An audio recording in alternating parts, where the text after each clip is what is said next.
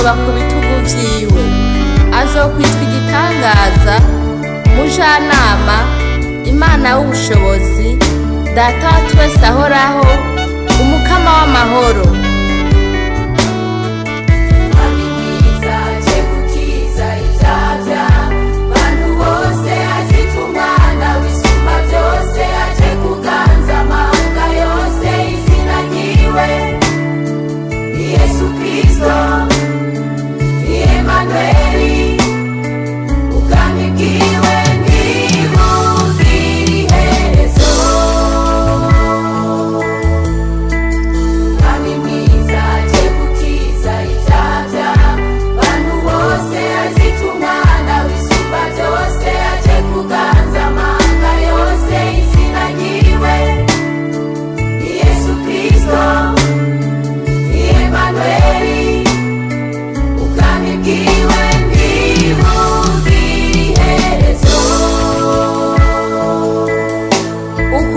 K'ubutware bwiwe n'amahoro ntibizogira iherezo ku ngoma ya Dawidi no ku bwami bwiwe, bibukomeze bibushigikize guca imanza zibereye no kugororoka uhereye none ugashitsa ibihe byose.